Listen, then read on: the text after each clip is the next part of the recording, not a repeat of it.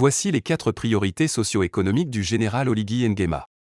Devant le patronat gabonais jeudi, l'homme qui a renversé le président Ali Bongo a décliné des priorités de son gouvernement qui devraient, selon lui, détendre le climat des affaires dans le pays. Je suis pratique et pragmatique par conséquent, je veillerai personnellement à ce que les propositions de ce jour soient concrétisées, a déclaré le nouveau dirigeant gabonais, suscitant un standing ovation de l'assistance.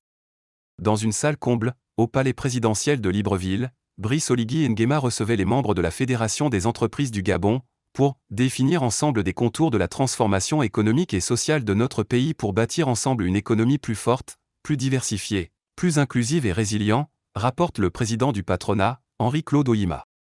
13 propositions sont dressées à cette occasion, à l'endroit du nouvel homme fort, qui en retient 4, qui vont être concrétisées sous ma supervision directe. La toute première priorité, c'est le règlement de la dette intérieure, déclare le général Oligui, sans préciser si cette dette serait entièrement épurée.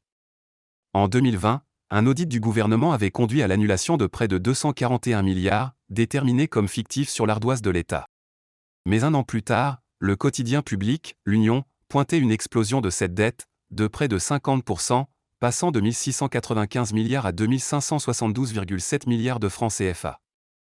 Ce qui représente à peu près de 3/4 du budget de l'État du Gabon pour l'année 2023, qui culmine à 3 602 milliards de francs CFA. Difficulté pour éponger la dette publique. L'État est-il prêt à éponger une telle dette dans les conditions actuelles? Ce serait difficile selon le Gabriel Zomo-Yébé, professeur d'économie à l'université Omar Bongo de Libreville.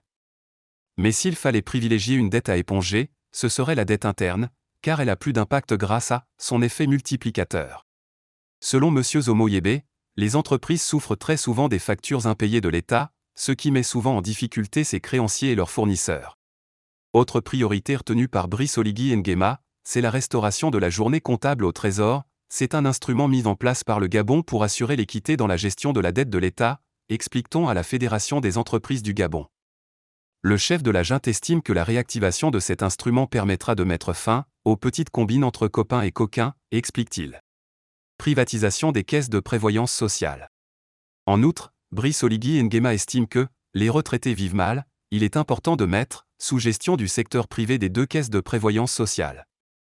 Il s'agit de la Caisse nationale d'assurance maladie et de garantie sociale, CNAM, une caisse mise en place en 2007, c'est elle qui gère la couverture maladie dans le pays et assure le service des prestations familiales. L'autre c'est la Caisse nationale de sécurité sociale, CNSS, dédiée à la sécurité sociale aux travailleurs du secteur privé. Leur fonctionnement n'est pas optimal à l'observation.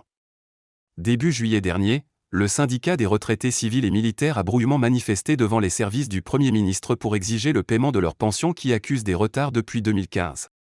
Sur nos antennes jeudi matin, l'analyste des politiques publiques Petit Lambert Ovono estimait que la gestion des retraités devrait être l'une des principales priorités des nouvelles autorités militaires.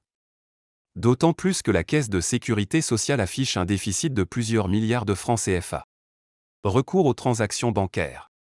Le général Oligui attache aussi du prix à une bancarisation des procédures, lorsqu'il s'agira de financer les projets gouvernementaux. C'est certainement pour limiter des flux financiers liquides entre gestionnaires de la fortune publique, comme les quelques 100 milliards retrouvés dans des valises, dans les domiciles de certains proches du président déchu Ali Bongo, le jour même de son renversement. En 2013, la Commission nationale de lutte contre l'enrichissement illicite, CNELSE, avait par exemple déclaré que la corruption coûtait entre 25 et 50 milliards de francs CFA par an aux caisses de l'État.